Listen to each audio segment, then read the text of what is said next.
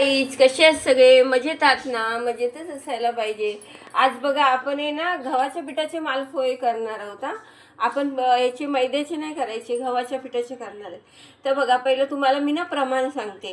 ही जी वाटी आहे ना ज्यामध्ये रवा आहे ती 1 वाटी हा रवा घ्यायचा, 2 वाटी गव्हाचं पीठ घ्यायचं, 1 वाटी गूळ घ्यायचा आणि हे तळण्यासाठी तूप आहे आणि ही 2 केळी आहे. आता आपण आहे ना पहिला हा रवा जो आहे ना 1 वाटी रवा तो आपण बघा पहिला ना भिजत ठेवायचा, जरा 15 मिनटं चांगला मुरू द्यायचा. लगेच नाही करायचे. बघा चांगला असा भिजत ठेवायचा.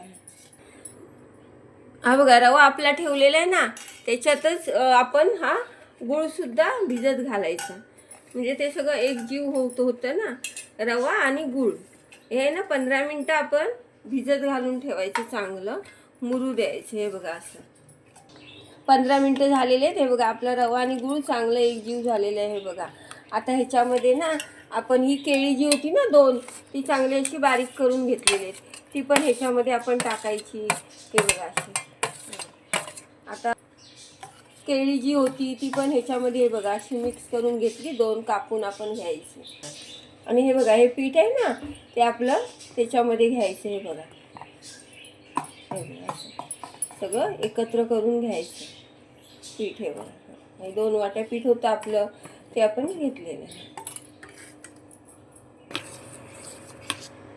हे बघा आता आपण ना हे सगळं मिक्स करून घेतलेलं आहे, चांगलं एकजीव झालंय आपलं. हे बघा छान झालंय ना, रवा पण चांगला आपला भिजला ना, ते फुलला एकदम रवा आणि गूळ पण मस्त बारीक झालाय.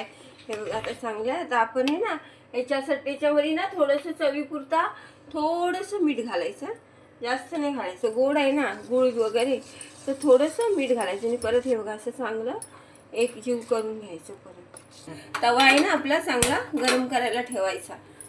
आता तवा गरम होऊ दे. तर तवा आपला चांगला तापलाय. आता आपण तूप टाकलंय.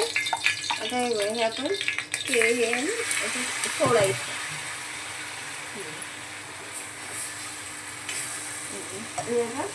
झाकण ठेवायचं त्याच्यावर. हे बघा आता आपले ना हे झाकण काढून बघायचा कसं झालंय की. हे बघा चांगले निघतात, पलटतात. हे बघा असं आपण आता दुसरी बाजू शेकवून घ्यायची.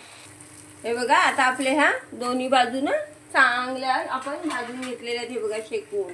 आता आपण हे काढून ठेवायचं. आता दुसरा घालूया. हे बघा आता आपण दुसरा परत घालूया.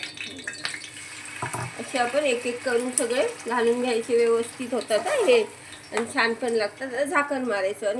हे बघा आता आपले झाकण काढून बघू आपले झालं का. बघा आता चांगला झालेला आहे. बघा हे बघा तुटत नाहीत, काय नाही, मस्तपैकी चांगले पलटतात.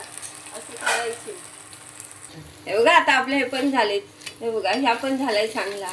आता आपण हा पण काढून ठेवूया. हे बघा आता आपले मालपोहे झालेले आहेत. आता आम्ही पण जेवायला बसतोय. आज गुरुवार आहे ना, म्हणून आम्ही हे नैवेद्यासाठी मालपोहे केलेले आहेत. तर चला तुम्ही पण आता जेवायला या. आणि जर आमची रेसिपी आवडली तर लाईक करा, शेअर करा, कमेंट करा, सबस्क्राईब करा. चला शुभरात्री.